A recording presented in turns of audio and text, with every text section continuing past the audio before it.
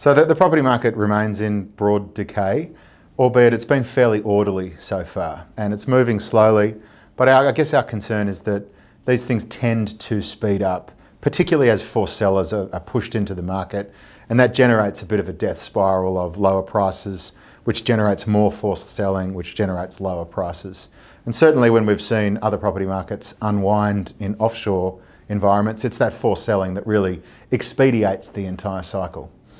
I think there'll be caution clearly in front of the federal election. We don't know what the policy settings of tomorrow will be until we find out who's in government.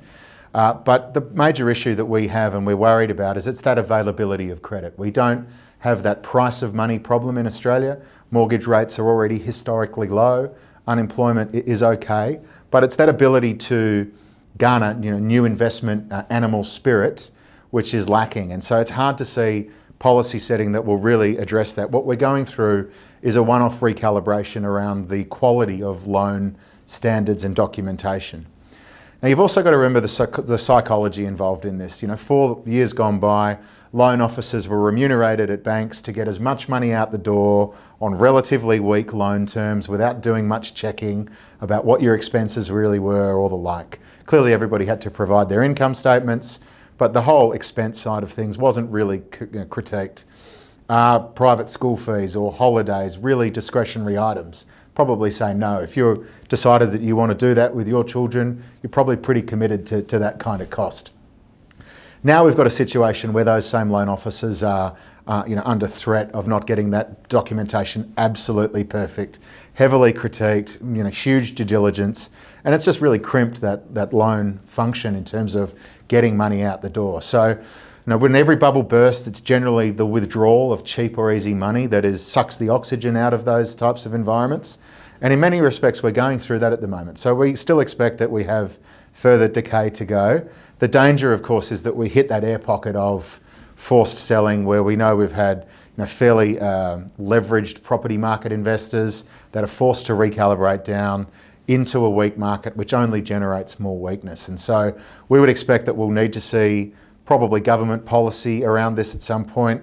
Clearly it's going to be a hot topic after the election, but it'll really take that policy intervention to put a floor into things. The rate cuts alone probably aren't enough to do it because it still doesn't help that loan mechanism function. It's not the price of money that's the problem.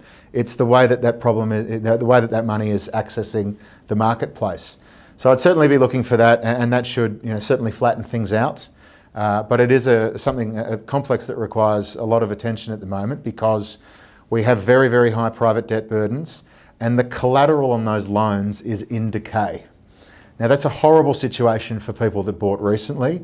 They can find themselves in a negative equity position with just not a lot of free cash flow or savings to ever get out of that scenario. And so we're looking at potentially large numbers of people that are caught in this trap.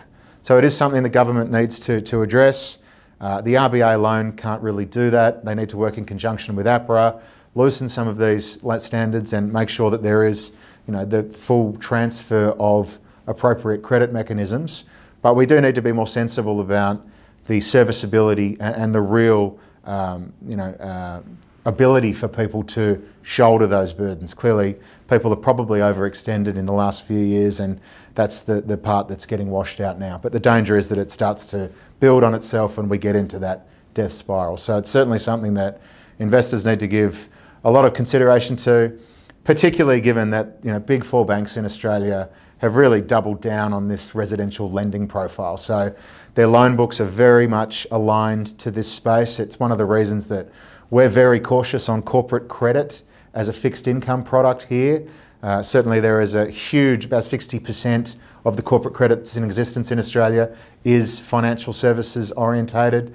And that whole complex, the collateral against all of those loans is the houses out there which are in decay. So please watch this space. It's certainly something that's in play and moving tremendously at the moment. And we need to think forward as to what that forward environment looks like and how we might be able to flat line before we even think about some type of recovery.